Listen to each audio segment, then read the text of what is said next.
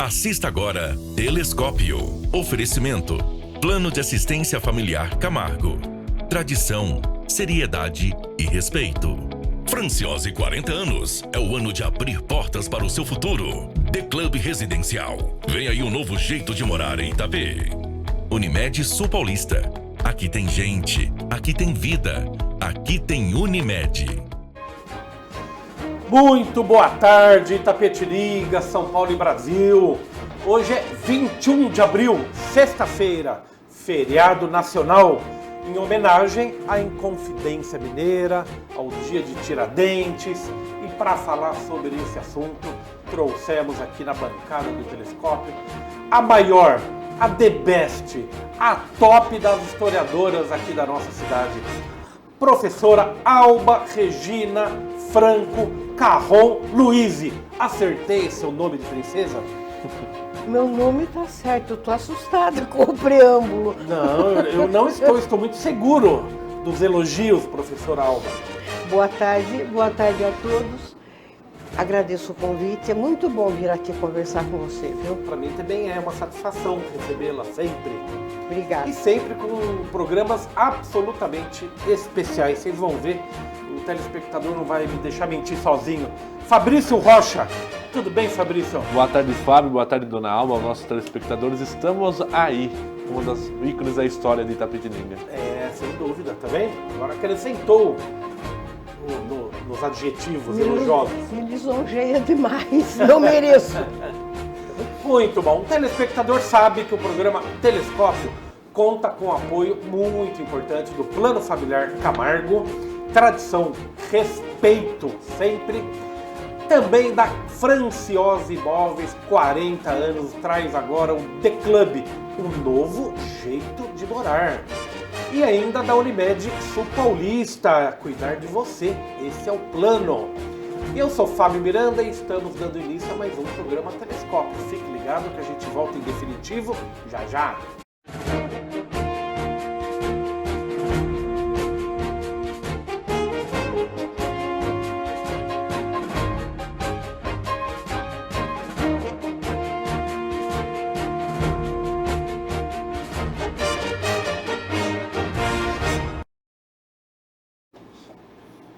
Prontinho, agora em definitivo no seu programa Telescópio. Eu lembro aos nossos telespectadores que o programa de hoje, sexta-feira, 21 de abril, está sendo gravado em função justamente do feriado. Então, o telespectador pode mandar notícias, pode mandar perguntas, informações pelas redes sociais. Eu tenho certeza, depois a gente caminha para a professora Alba e eventuais dúvidas ela responderá pelas redes sociais. Eu lembro, professor Alba, que o programa Telescópio está sendo transmitido não só pela TV a cabo, mas também pelas redes sociais. Portanto, estamos simultaneamente no Facebook, no Instagram, no YouTube, onde ficam arquivados os nossos programas, também pelo aplicativo da TV Itapê e pelo site da TV Itapê. Hoje, feriado nacional, dia 21 de abril, é o dia da gente questionar um pouco a nossa liberdade, questionar a história da nossa liberdade, a história da República, enfim, da independência de Portugal. É momento de autoconhecimento. Mas antes de passar a palavra para a professora Alba, eu quero chamar o João Paulo aí para postar um vídeo que a gente recebeu diretamente de Brasília, da deputada federal Simone Marqueto, que mandou uma mensagem e a gente retransmite aqui. Pode dar play, João? Santo dia, passando para dar uma boa notícia. Na semana passada, eu já falei isso para vocês, estive até então com o presidente em exercício, Dr. Geraldo Alckmin, e naquela conversa sobre saúde pública, nós pedimos a agilidade da liberação dos recursos da Portaria 96 do Ministério da Saúde, que vem contemplar, nesse momento, as Santas Casas e entidades filantrópicas. E hoje a boa notícia, senhores prefeitos, com muita alegria que a gente anuncia que foi feita a assinatura da liberação dos recursos. Então, fiquem atentos aí, a gente sabe o quanto é importante, o quanto vai ajudar os nossos hospitais, as Santas Casas. Saúde pública é um assunto que sempre estará na nossa prioridade. Puxa vida, que boa notícia. Realmente falamos há poucos dias aí que o presidente Alckmin, né, ocupando o cargo de presidente, na viagem do presidente Lula, tinha assinado essa autorização de repasse aí. Então, pelo que dá para entender, foram liberados esse dinheiro, né? E ele, como médico, ele é muito preocupado, né, com a saúde.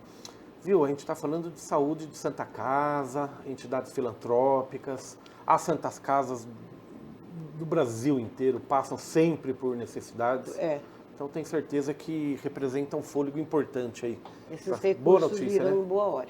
Sempre. Muito bom. Esse é o propósito aí, não me canso de repetir, professor Alba, sobre a importância do veículo de comunicação contribuindo com a comunidade. Sim. Né? A gente tem como missão levar informações, não é tirar a opinião de ninguém.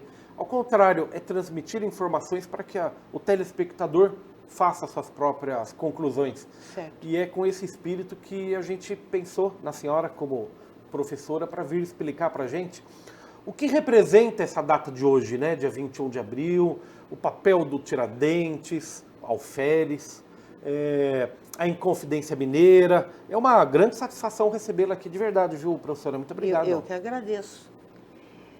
Bom, eu queria, antes de mais nada, fazer um esclarecimento sobre o papel do historiador. Sim. O historiador, ele precisa ser aquela pessoa que, encarando um fato histórico, vai pesquisar tudo sobre aquilo. Então, procura fontes que sejam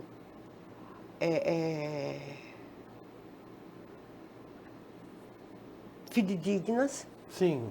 Procura depoimentos,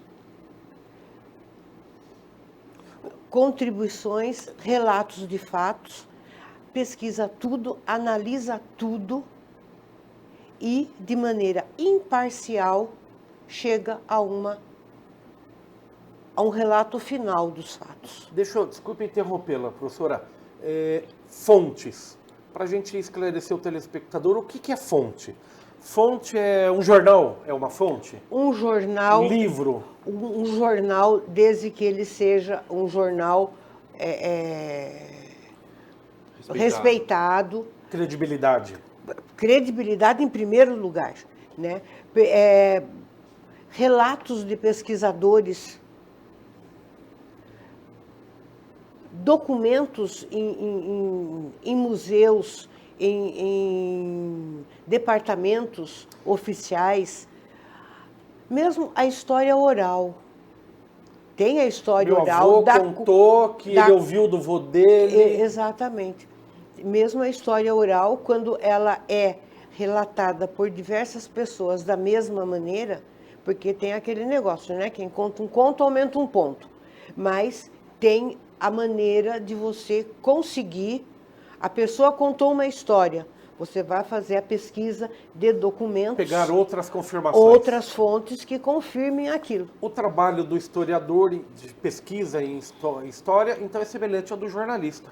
Sim. Você tem que buscar informação de ouve outro. E o historiador, ele tem que sempre se manter de maneira imparcial, porque senão ele vai ser... O jornalista tem a possibilidade de dar opinião própria.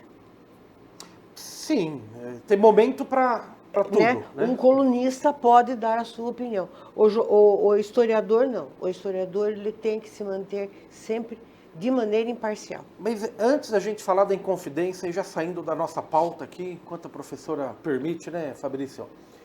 Cenas históricas, até eu vou dizer da humanidade, mas vamos falar de Brasil. Aquela declaração da independência que tem naquele quadro maravilhoso do Pedro Américo, né? Dom Pedro I em cima do cavalo, segurando aquela espada, aquela guarda, aquelas pessoas à beira do Riacho de Piranga. Não foi bonito daquele jeito, professora? Não. Primeiro que ele estava chegando de Santos, né? Que ele tinha ido para Santos fazer uma visita para a família do José Bonifácio. Estamos saindo bastante do tema, né? Sim. Ele estava chegando de Santos, a guarda, eles estavam todos, subiram a serra em mula. Não era em cavalo de puro sangue, qualquer coisa assim. Eles subiram a serra em mulas, porque mula era o que aguentava subir e descer serra. Eles estavam com roupa de viagem, poeira até a goela. E eles não podiam entrar daquele jeito, né, dentro da cidade de São Paulo. Então eles pararam na beira do riacho para se lavar, para trocar de roupa.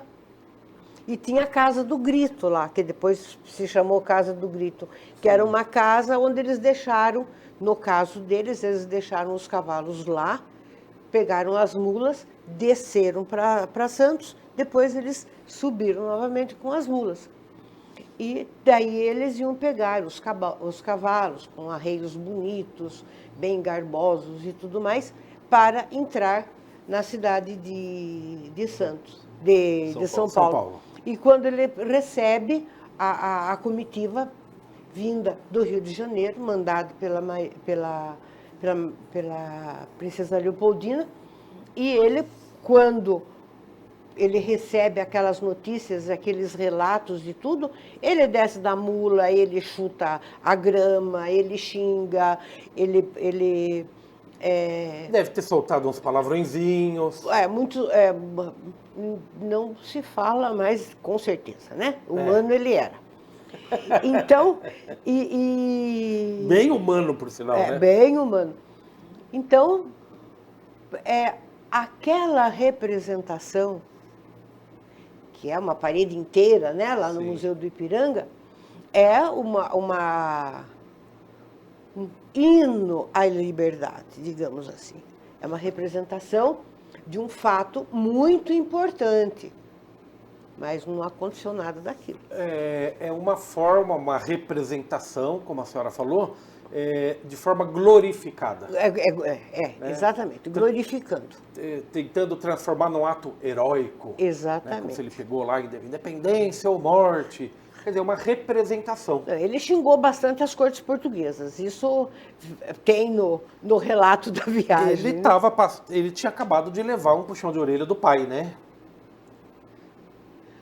Não foi isso? Dom João VI não falou assim? Tome tento, menino, volte para Portugal e pare com essa história?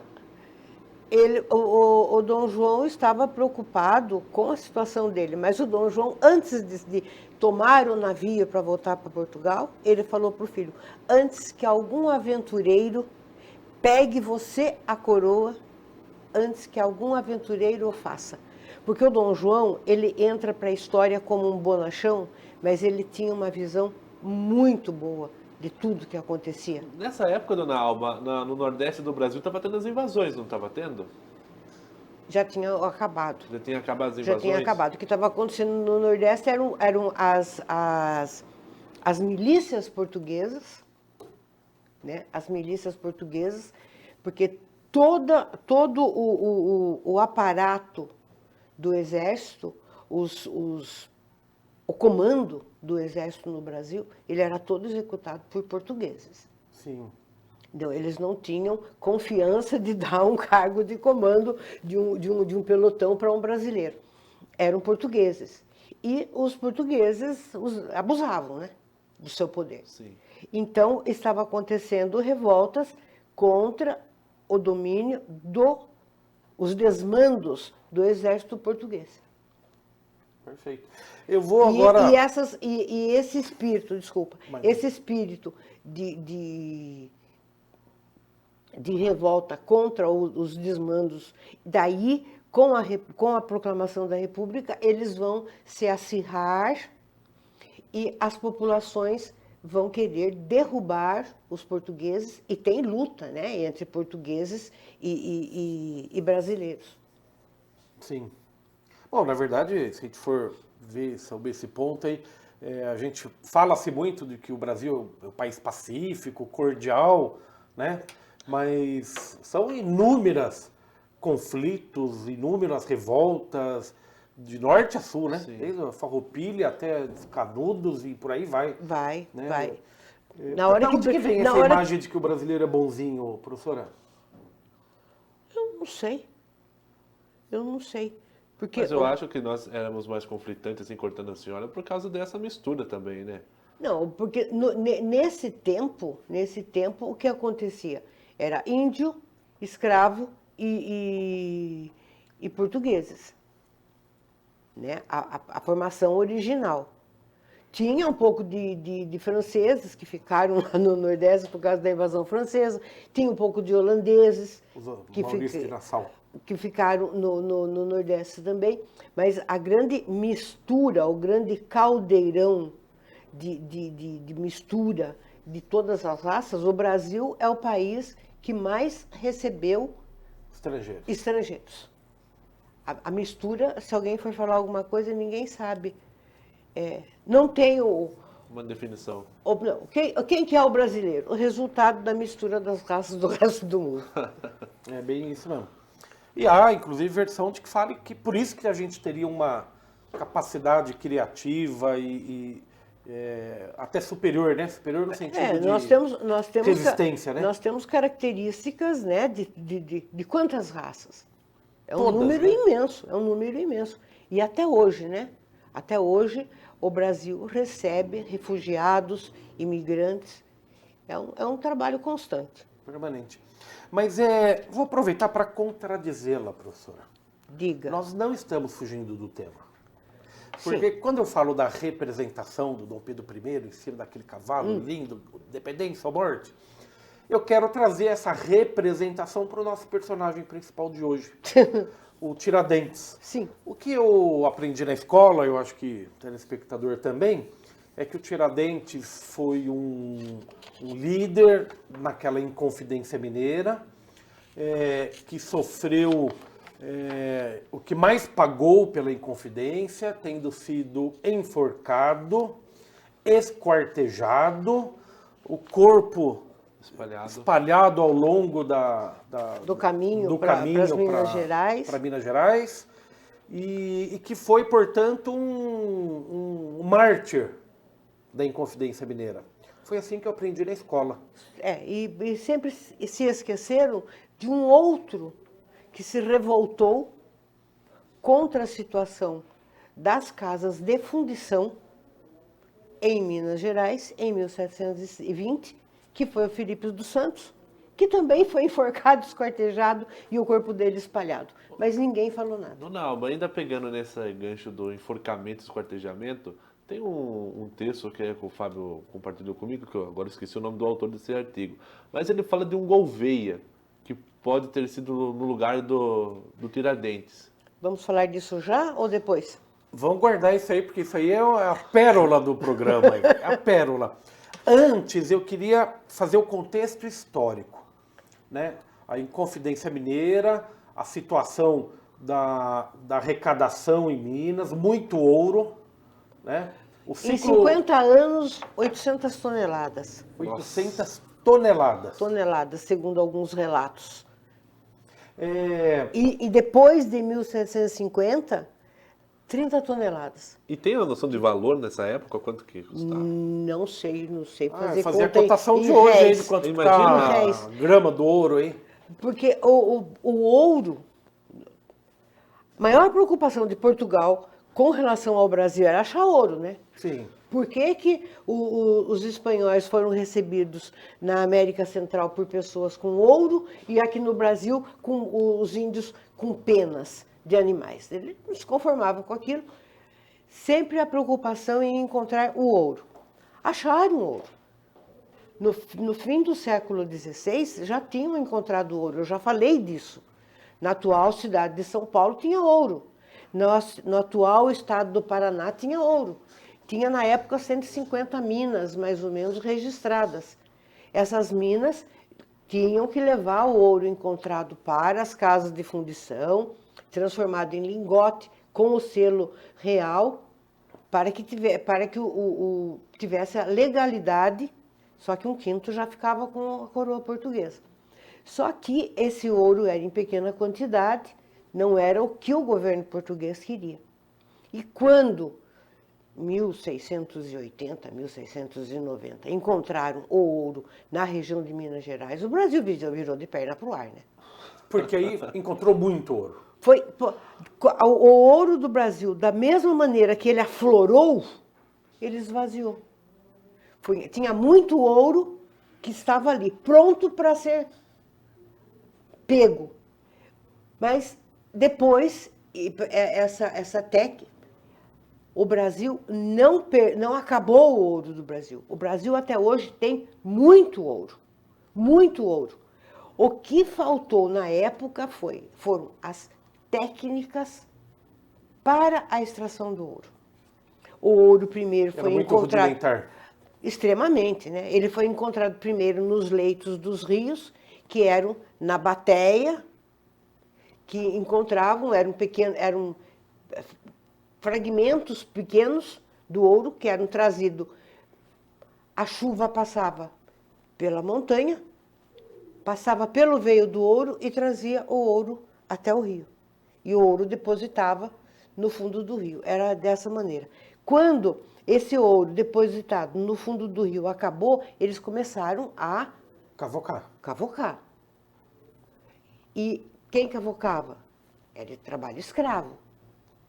As lavras, os terrenos que os mineradores conseguiam do governo brasileiro autorização para explorar, pagavam imposto.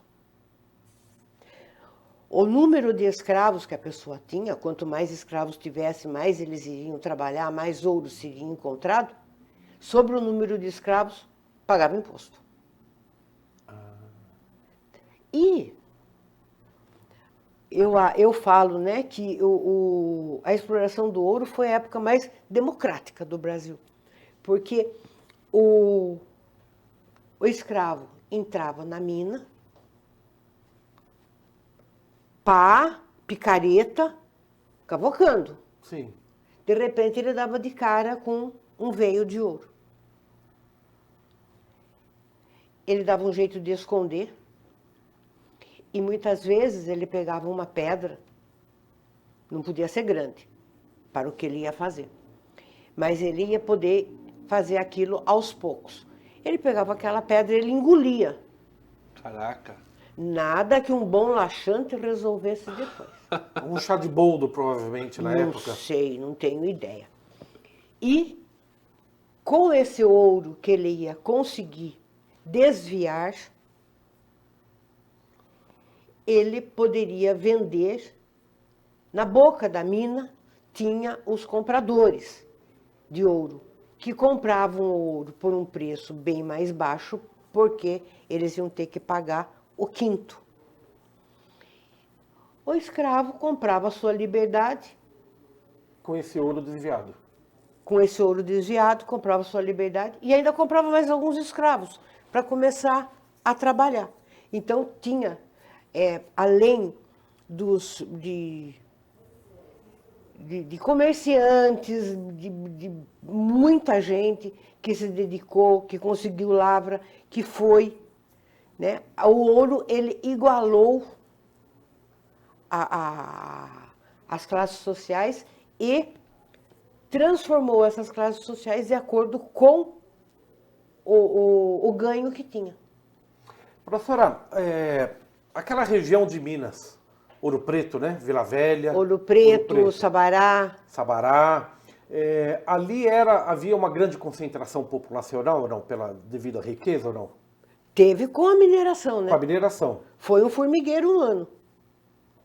Com a mineração. Era uma cidade desenvolvida para a época, né? Não muito, né?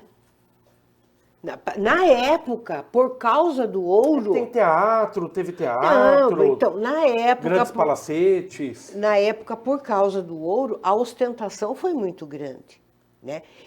Tudo vinha da Europa. Tudo vinha da Europa. Material para a construção dos palacetes. Quanto ouro foi aplicado naquelas igrejas. Sim, do Aleijadinho, né? Os teatros foram feitos, companhias de teatro, de música, vinham para cá. Tudo vinha de Portugal. Tudo vinha da Europa. E o ouro do Brasil, ele foi para Portugal, né? O quinto. E o que os mineradores, os ricos fazendeiros, mandaram para Portugal, mandaram muito ouro, mandavam até os filhos, né, para estudar lá. Depois que o Marquês de Pombal expulsou os jesuítas do Brasil, acabou com o ensino no Brasil. E os ricos, comerciantes, fazendeiros e mercadores e exploradores de mina mandaram os filhos estudar na Europa. Sim. E lá que os filhos têm contato com as ideias iluministas e quando eles voltam, eles têm o choque de cultura. A opressão portuguesa contra a tolerância religiosa, a livre expressão, tudo que o iluminismo pregava. Dá para dizer que o espírito da França também, da Revolução Francesa, também ou não? Sim, o Liberdade, iluminismo... igualdade. Liberdade, igualdade, fraternidade. E no movimento... Bom, depois a gente fala disso. Do movimento dos Inconfidentes, né? Os Inconfidentes, nessa época, primeira metade do século XVIII, foi aquela maravilha, né? Aquela ostentação, os novos ricos, a necessidade de se impor e de mostrar a sua riqueza. Porque tinha muito ouro, muita riqueza, pagava seus impostos para a coroa, né, o quinto, com certa facilidade. Mas não com prazer. Mas não com prazer. E Portugal com prazer. vai pagar muitas dívidas com o nosso ouro, né? Principalmente com a Inglaterra, não é? Uma coisa assim? Portugal tinha um bendito tratado com a Inglaterra, o chamado Tratado de Panos e Vinho. O que era isso? A Inglaterra comprava o vinho de Portugal com um desconto de imposto e Portugal comprava todo o produto manufaturado da Inglaterra. Portugal não podia ter manufatura nos seus domínios por causa desse contrato com a Inglaterra. No Brasil, o que se produzia? Um pano que tinha algodão no Nordeste, fazia um tecido em tear rústico, grosseirão. Um tecido grosseiro que servia de roupa para os escravos. As sedas, os brocados, os veludos e tudo mais, vinham tudo das tecelagens europeias. A Inglaterra ganhou muito dinheiro. Há quem diga, muitos historiadores confirmam, que o ouro do Brasil financiou, entre aspas, a Revolução Industrial Inglesa. Eu escutei isso na escola também. Realmente. O ouro do Brasil foi canalizado para lá. Perfeito. Portugal não investiu no próprio manufatura, na própria produção industrial. Depois foi financiar a industrialização da na Inglaterra com o ouro brasileiro. E depois tem o Marquês de Pombal, no governo de Portugal, e não podemos nos esquecer que em 1755 teve o terremoto que acabou com Lisboa. Sim. E o ouro do Brasil serviu para reconstrução de Lisboa. Não só o ouro, né? Também o dinheiro do tropeirismo. A própria madeira do Brasil também, né? Também, tinha muito disso daí também. Voltando para a Inconfidência. Vamos. Qual que era o ambiente político, então, ali? O epicentro era Ouro Preto. Sim. E o iluminismo pairando, dominando a Europa. As ideias de liberdade, as ideias libertárias, né? Por exemplo, na América Hispânica, começam as revoltas entre os crioulos e os chapetones. O que são? Os crioulos são os primeiros espanhóis que vieram para cá, que se estabeleceram aqui, que viviam aqui. Os chapetones eram o comando espanhol. Tá. Os comandantes, que desempenhavam cargos administrativos, que tiravam todo e qualquer direito dos crioulos. Então, teve algumas revoltas, mas que foram rapidamente abafadas. Mas, em 1776, tem a independência dos Estados Unidos. Sim. 1776. Se eu não me engano, foi. Tá. 4 de julho de 1776. E com iluministas famosos, né? Thomas Jefferson, George Washington. E os estudiosos do Brasil que foram para a França, eles estudaram a maneira de pensar desses grandes homens americanos, né, que conseguiram essa façanha que eles consideravam enorme.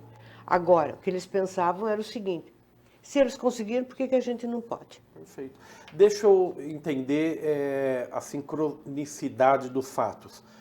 Na América Latina, na América Espanhola, começou uma série de... Todos os países se tornaram independentes, tudo meio seguido, né? O Brasil foi o último da América Latina, não foi? Foi.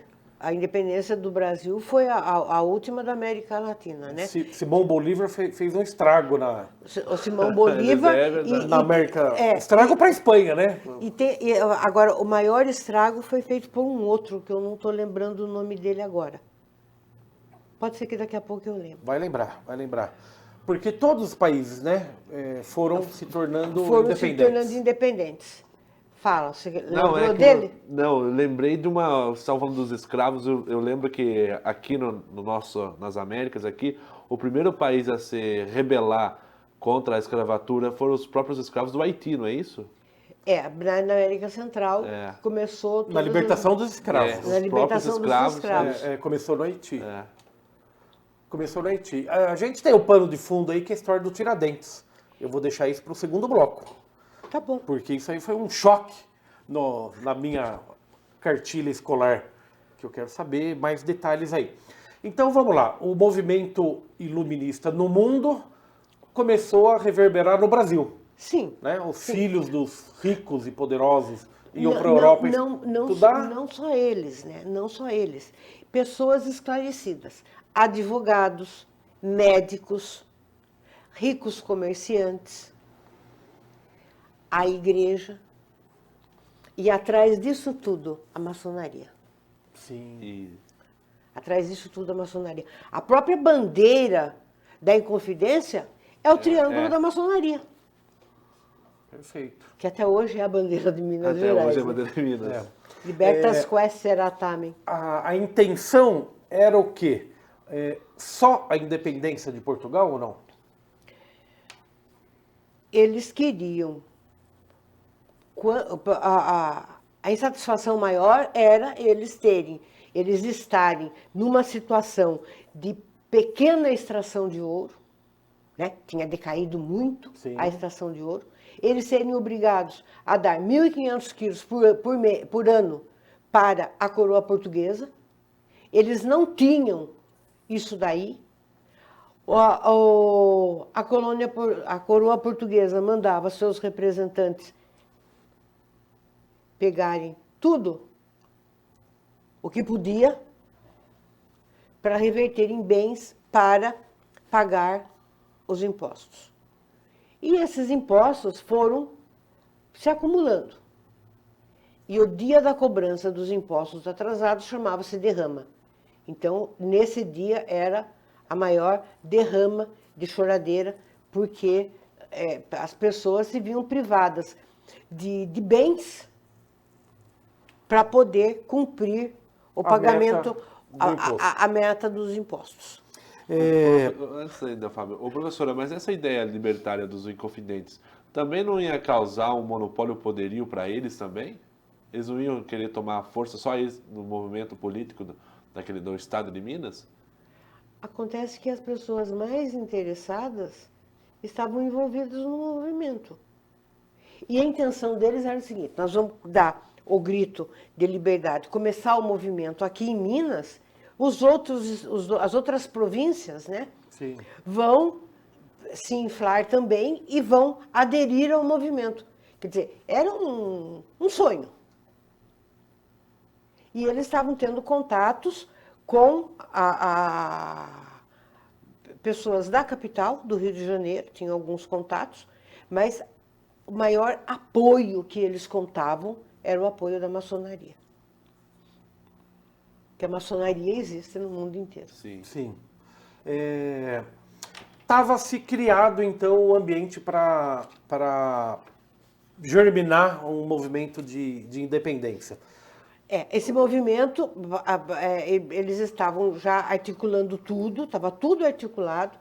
Esse movimento ia começar no dia da derrama, que estava marcada. Já tinha uma estratégia. A estratégia é essa. Eles tiveram o 8 de janeiro deles, então. Nós vamos começar no dia da derrama. E daí nós vamos instalar aqui. Eles queriam a capital do novo governo que fosse em Minas, né? Minas. Eles iam instalar uma república igual à americana. Eles queriam eleições anuais. Eles queriam instalação de manufaturas. Industrializar. Porque o Tratado de Methuen, que é o tratado dos panos e vinhos com Portugal, ele só vai deixar de existir, se não me engano, em 1836, depois da independência do Brasil. Bem depois. Depois que Dom Pedro I volta para Portugal. Eles queriam a milícia nacional, eles não queriam mais serem subjugados por portugueses. Eles queriam uma milícia nacional. A milícia é um exército, né? O Exército Nacional. E a cereja do bolo, que todas as dívidas deles, inconfidentes, fossem perdoadas. Ou seja, em confidência, quando a gente fala em Inconfidência Mineira, a gente está dando nome a todo esse movimento. Todo o movimento. Era no total, os presos, porque daí o que aconteceu foi o seguinte, o Silvério dos Reis, Joaquim Silvério dos Reis, que era um comerciante, que ele é mineiro, ele estava até as tampas de dívida de imposto, ele entra em contato com o governador e entrega O movimento. o movimento, em troca do perdão das suas dívidas. E acontece? O perdão? Não sei se acontece o perdão, depois ele se enforca. Eu não sei se foi por causa das dívidas, porque daí a derrama foi suspensa imediatamente. E o exército começa a prender, porque o Joaquim Silvério dos Reis, ele dá o nome de todos os envolvidos. A primeira delação premiada no Brasil, então. Ele entrega todo mundo. E ele são presas mais ou menos, uns falam que foram 52 pessoas, outros falam que foram 54. Tem os poetas, tem padre, que é o padre Rolim, né? Tem padre, tem outros padres também, tem médicos, tem advogados, membros da maçonaria que exerciam... Provavelmente todos fossem maçons. Sim, quase todos eles eram iniciados. Tá. Na maçonaria, inclusive o Tiradentes. Inclusive o Tiradentes. O governo descobriu, portanto, graças a um traidor do movimento... prendeu todo mundo. E prendeu todo mundo. Prendeu todo mundo. Todos foram julgados e condenados? Olha, os autos da devassa, que foi todo o julgamento, eu não tenho dados para te precisar quantos volumes são. Foram 3 anos de inquéritos. Foram 3 anos e lá tem tudo o que foi levantado a respeito dos inconfidentes. E desde o começo, o Tiradentes chama. O Tiradentes, ele era iniciado na maçonaria, ele era um subtenente, né? Ele era alferes, ele era um subtenente, ele não tinha, ele era, digamos, alfabetizado, mas não erudito. Tá. Ele não tinha grandes conhecimentos, ele nunca foi estudar na Europa, ele foi uma pessoa, ele perdeu a mãe com 9 anos e o pai com 11 anos, ele foi criado por um padrinho, que era um dentista que ensinou ele a arrancar dente, por isso que ele tinha o nome de Tiradentes. O nosso mártir da independência não é conhecido pelo nome dele, né? É Tiradentes, é pelo apelido. Pelo apelido. Professora, e ainda nessa, você é uma das pessoas que foram presas. Existe uma taxação, entre aspas, assim, de graus de periculosidade para a monarquia naquela época, para Portugal? Como assim? Cada um, por exemplo, Tiradentes era um líder, o outro lá, esse aqui era mais perigoso. Tinha um desses níveis assim ou não? Não, Foram julgados por todos? Os 50 e poucos foram considerados traidores da todos pátria. traidores. Alguns foram condenados, outros foram degredados, mas as condenações demoraram pouco tempo, viu? Não ficaram muito tempo presos. Eu vou perguntar, é verdade que quem foi enforcado não foi o Tiradentes? Aguarde, eu vou chamar o break. Tem que fazer que nem faz o Faustão, né, Fabrício? Fique ligado, aguarda, a resposta vem depois do break. É bem rapidinho, a gente volta já já.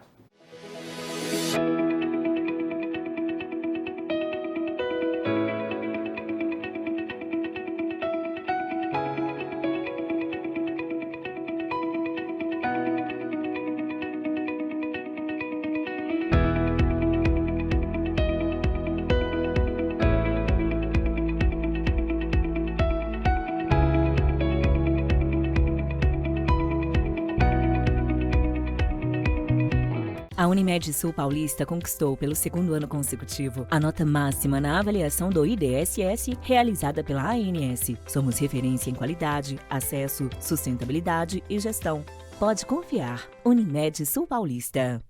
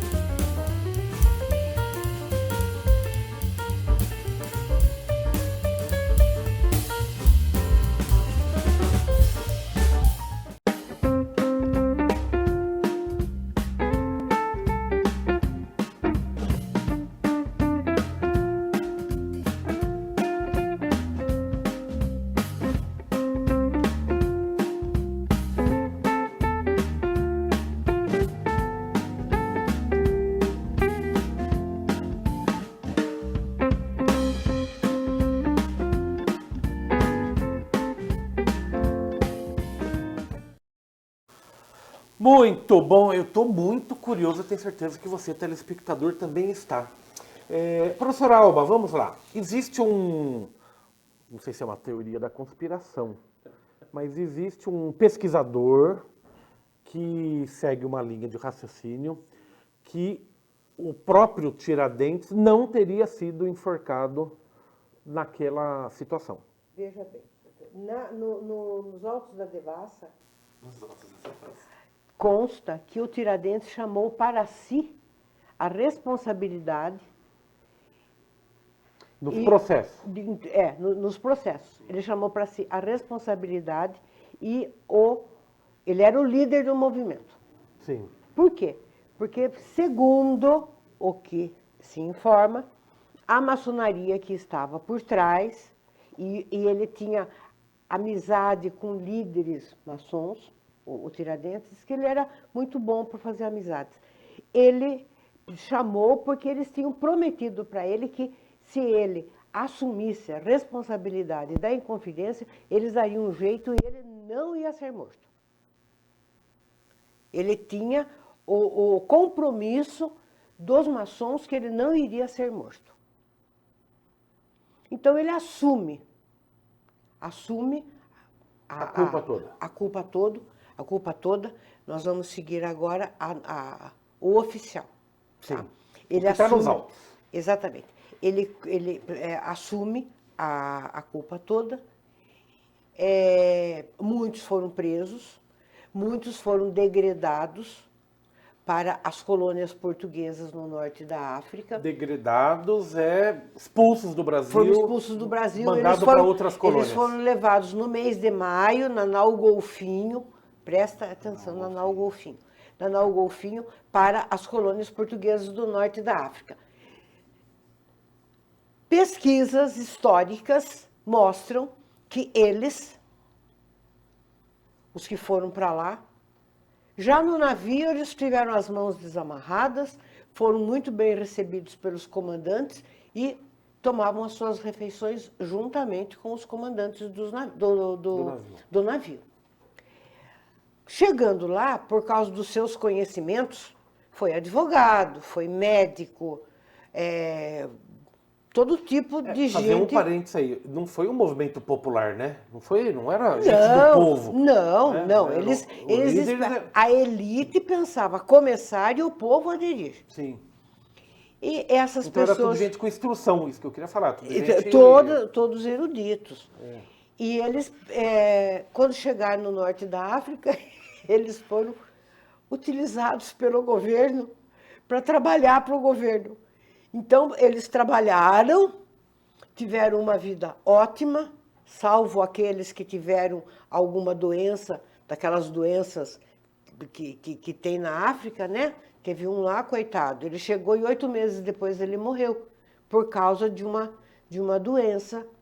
Aquelas doenças, aquelas pestes que tem lá, né? Varíola, malária, tanta coisa. No navio. E eles tiveram dinheiro, tiveram propriedades, tiveram escravos. Eles não eram escravistas. Mas e tinha os escravos? Os inconfidentes não eram escravistas. Sim. Não eram. Não eram escravistas. Não eram.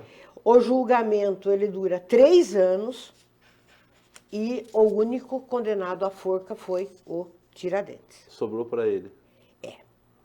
Ele foi condenado, uma pessoa foi enforcada, foi esquartejada, a cabeça desapareceu, as partes do corpo foram espalhadas pelo caminho para servir de lição para todos, e a Inconfidência Mineira caiu no esquecimento. Nunca mais se falou da Inconfidência Mineira. Quando aconteceu a República, o Brasil precisa de um herói. Só em 1889. O Brasil precisa de um herói. Quem vai ser? Quem proclamou a República do Brasil? O Deodoro. Não, o Deodoro não pode. O Deodoro era monarquista, o Deodoro sofreu um golpe, o Deodoro foi enganado. Ele deu um golpe, né? Não, ele sofreu um golpe. Um dia nós vamos... Depois sofreu. Não, ele sofreu, depois ele deu. Um dia a gente conversa sobre o golpe que foi dado para o Marechal. E inventaram uma história para ele. Ele caiu num conto da carochinha.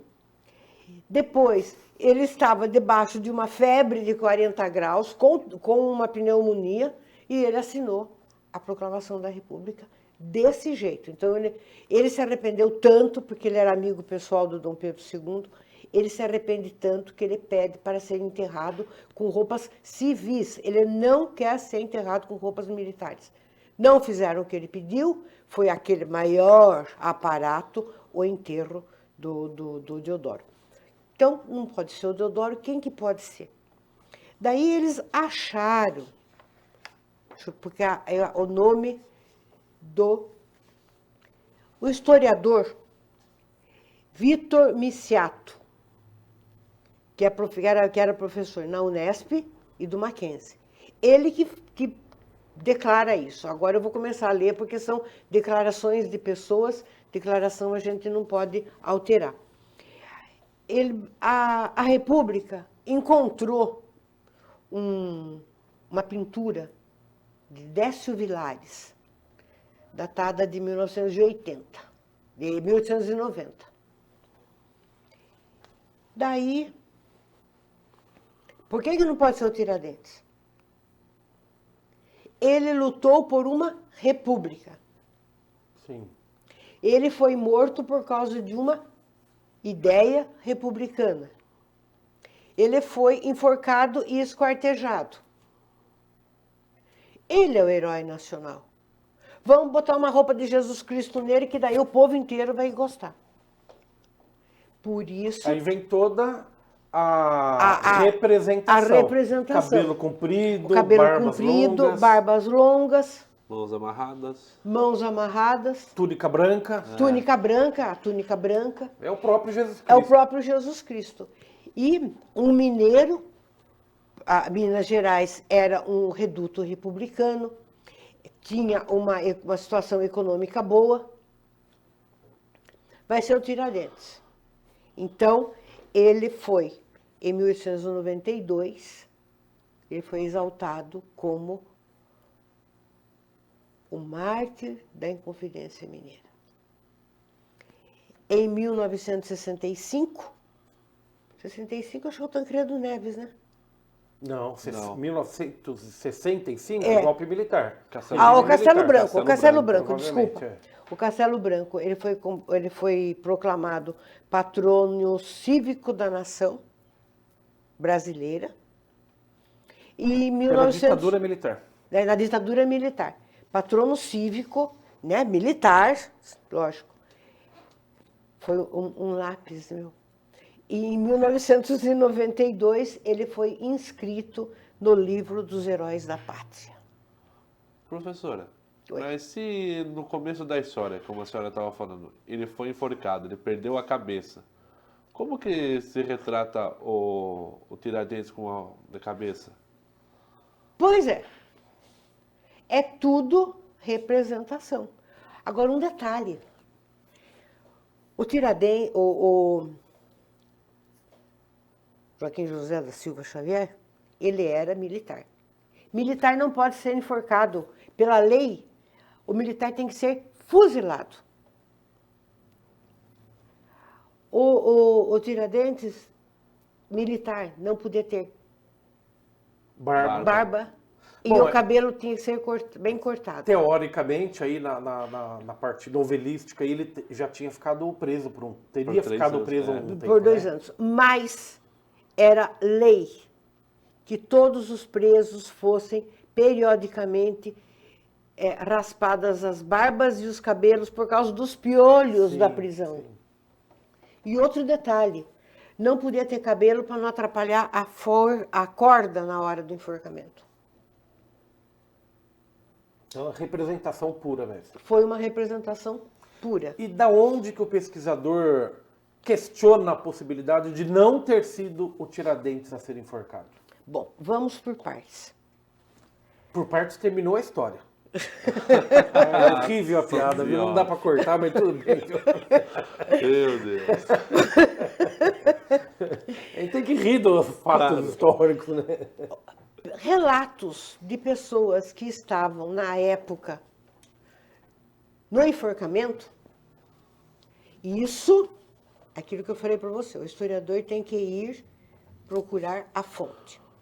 O irmão do José Bonifácio, ele diz no livro Contribuindo, que ele escreveu, que o Tiradentes, ninguém viu o rosto dele, ninguém sabia dizer se ele era feio ou bonito, porque ele foi com a cabeça coberta. Ele foi para o cadafalso andando, mas com a cabeça coberta.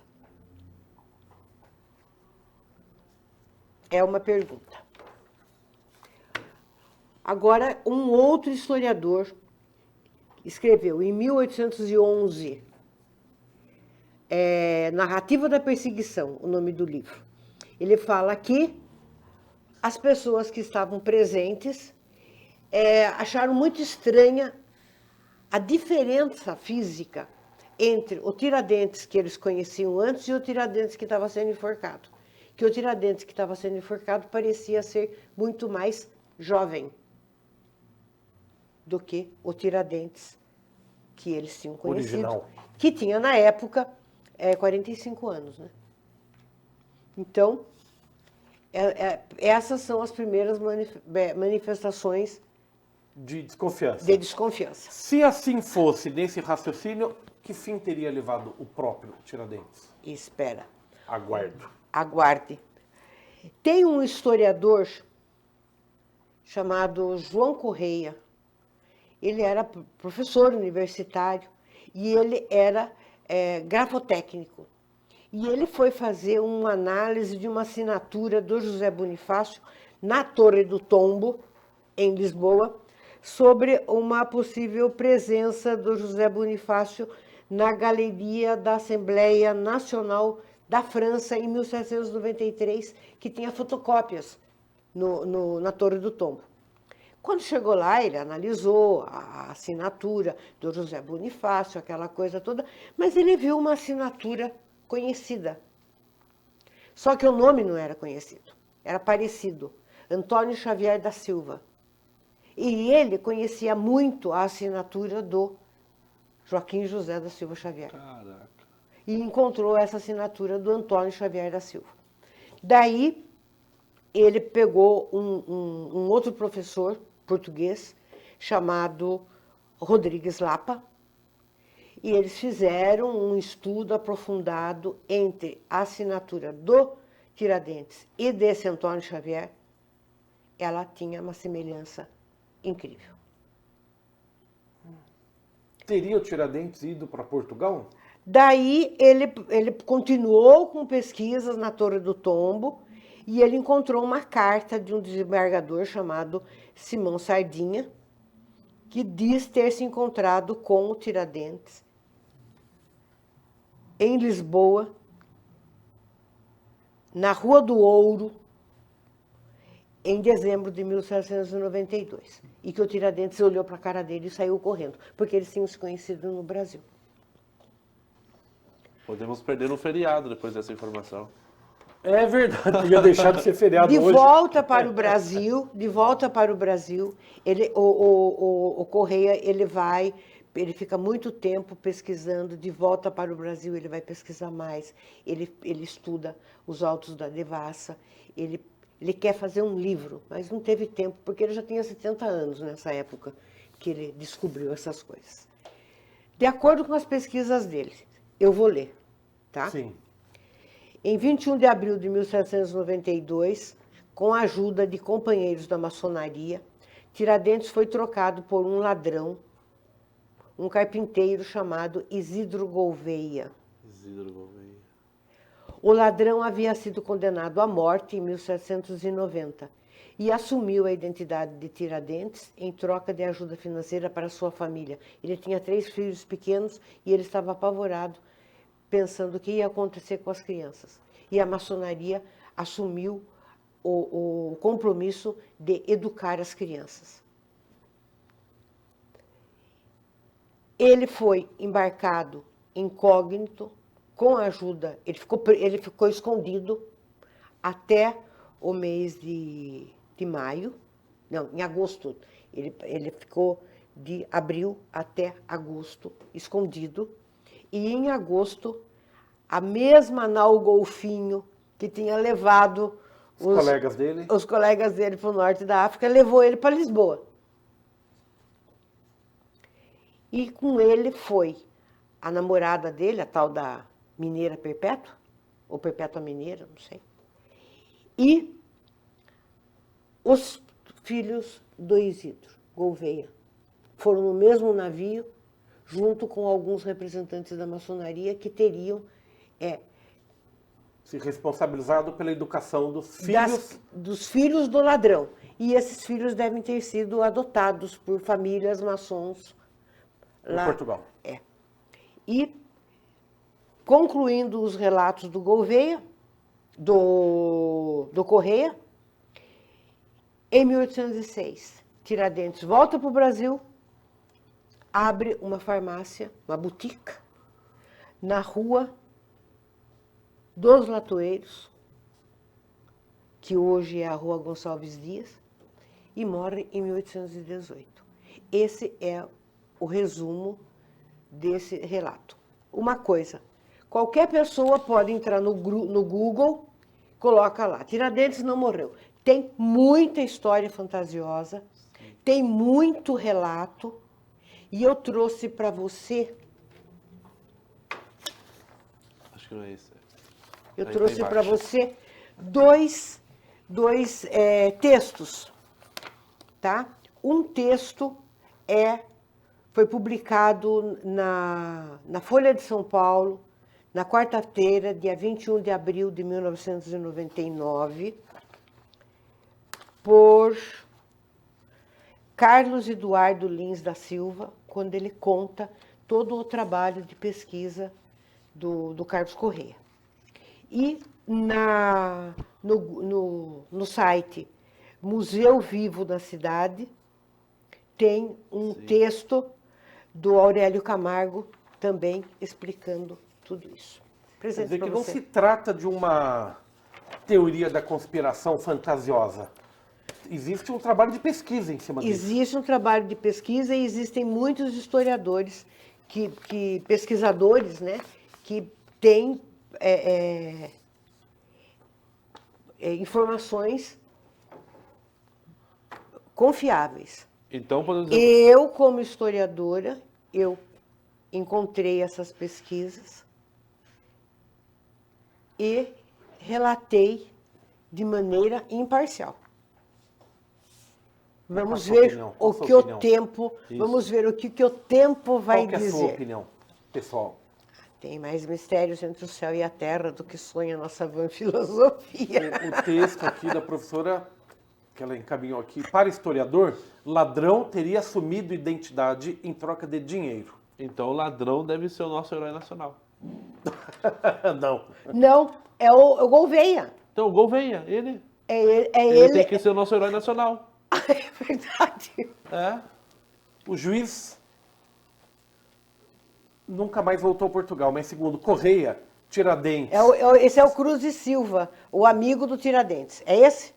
a sua amante, Perpétua Mineira, e os filhos de Isidro de Gouveia embarcaram incógnitos na nau Golfinho em agosto de 1792 para Lisboa. Quanto tempo ele teria ficado por lá, professora, antes de retornar ao Brasil? Até 1806, né? Então, 8 com 6, É 14 anos. 14 anos ele viveu em Portugal e retornou para o Brasil. Viveu em Portugal, ele viveu um pouco na França também, ele foi para a França também, mantido pela maçonaria. E agora? E agora tem que rever tudo isso daí. Como fica o nosso jornalismo? Olha, Tiradentes morreu ou não morreu enforcado? eu acho que deveremos mudar o nosso feriado para Gouveia, o ladrão. Professora Alba, a senhora já deu minhoca para a gente pensar no final de semana, aí, no feriado, aproveitar o feriado para ficar pensando. É óbvio, né? A gente brincando um pouco aqui, mas por isso que a professora falou no começo, né? O historiador é um pesquisador. A função do historiador é exatamente essa.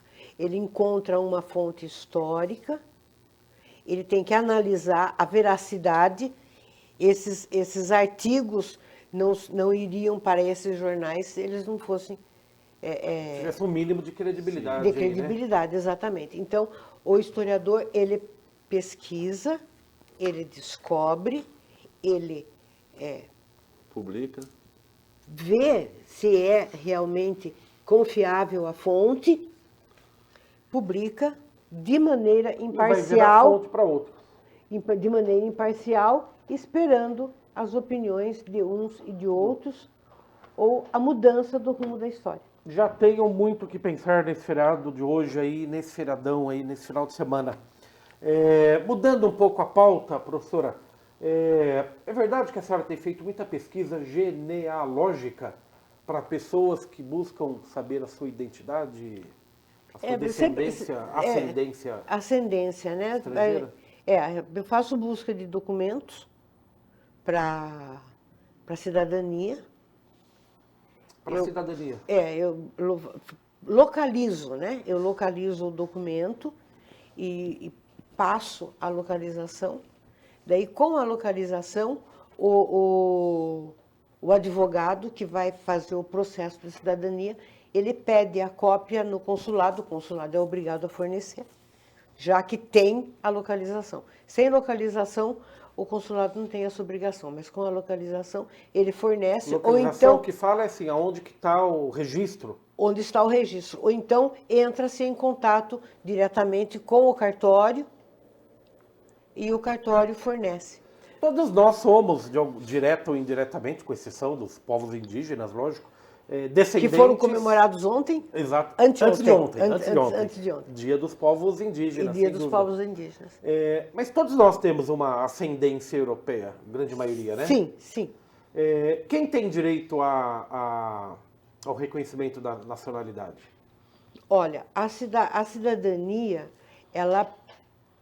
cada país tem um rito.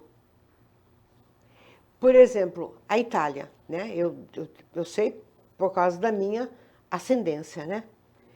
A Itália segue o sistema jus sanguinis, quer dizer, é o direito de sangue. É o direito de sangue e ela tem algumas outras normas.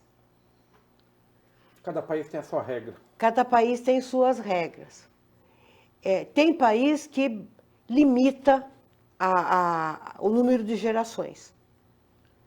Os países que seguem o direito jus sanguinis, eles não têm o limite. Não devem ter o limite. Que eu saiba, é Portugal, Espanha e Itália. Portugal, Espanha e Itália é a ascendência de quase todos nós. Eles seguem o jus sanguinis. No meu caso, eu não tenho conhecimento, meus avós, bisavós, trisavós, quer dizer, eu tenho direito a pedir uma dupla cidadania? Eu devo achar alguém em Portugal ou na Espanha? Se você encontrar alguém em Portugal, sim. Mesmo que seja 5 gerações atrás? Não, eu fiz uma busca agora há pouco tempo. Eu fui encontrar o ascendente nascido em Portugal na 8ª geração. E a pessoa vai tentar. E eu tenho certeza que ela vai conseguir. Ô, professor, no meu caso, que por parte de bisavó, eu tô na 4ª geração, é isso? Ou estou na 3ª geração? É você, seu pai, meu pai, o avô, o bisavô. Então, eu sou a 4ª geração, então. Você é a 4ª geração. Já vai querer mudar para TVI em Portugal. Ora, pois. Ora, pois. Muita gente procura a senhora para fazer esse trabalho? Graças a Deus. Graças a Deus, porque eu faço a busca de documentos e eu faço a árvore genealógica, né? Faz a árvore genealógica. E como que faz a busca de documento? Como que vai achar o registro num cartório da minha 8ª geração? Acha, eu já cheguei a 1560. 1560? Tem registro disso? Tem tudo, tem tudo. Tem Antenate, tem diversos centros de pesquisa para busca. Mas o mais completo de todos é o da Igreja dos Mormons.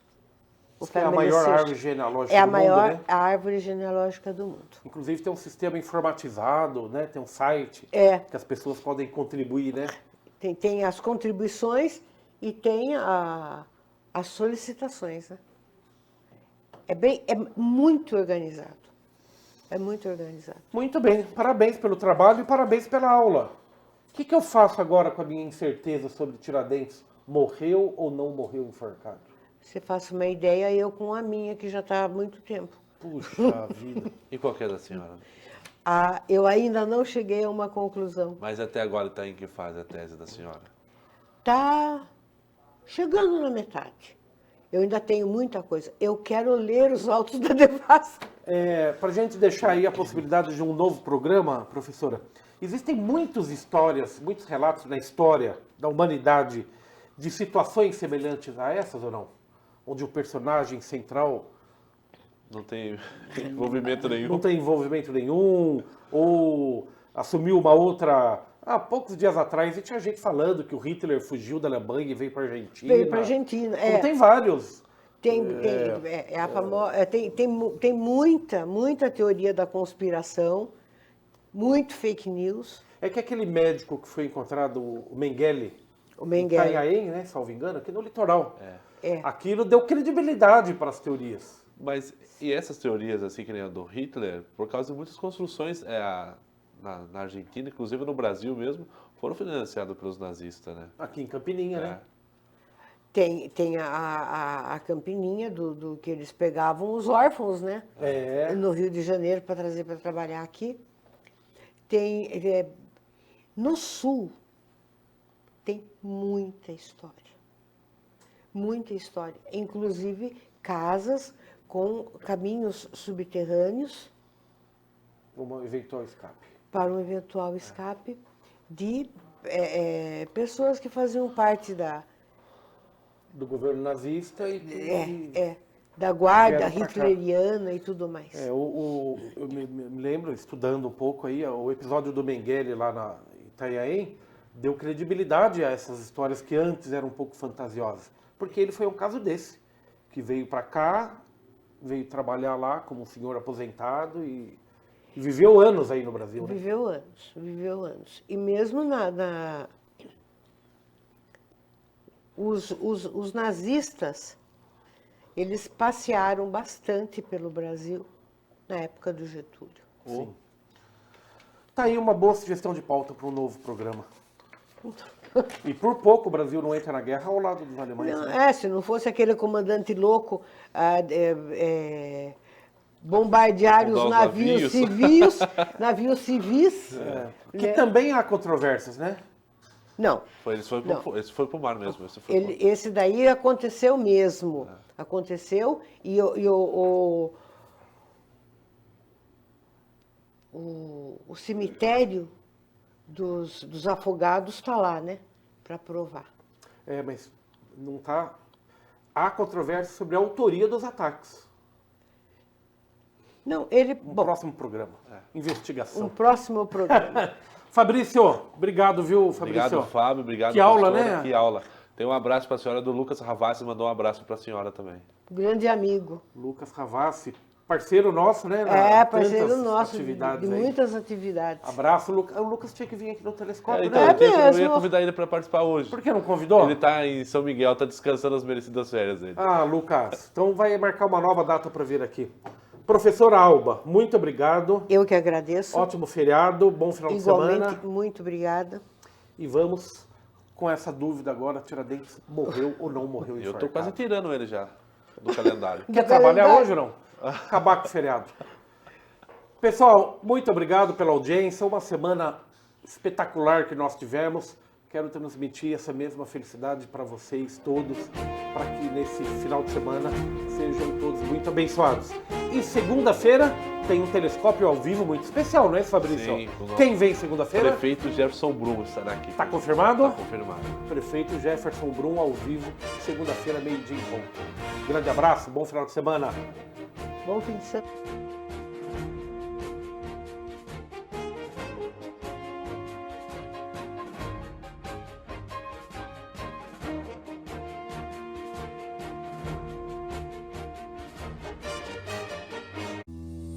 Telescópio. Oferecimento. Plano de Assistência Familiar Camargo. Tradição, seriedade e respeito. Franciose 40 anos. É o ano de abrir portas para o seu futuro. The Club Residencial. Vem aí um novo jeito de morar em Itapê. Unimed Sul Paulista. Aqui tem gente. Aqui tem vida. Aqui tem Unimed.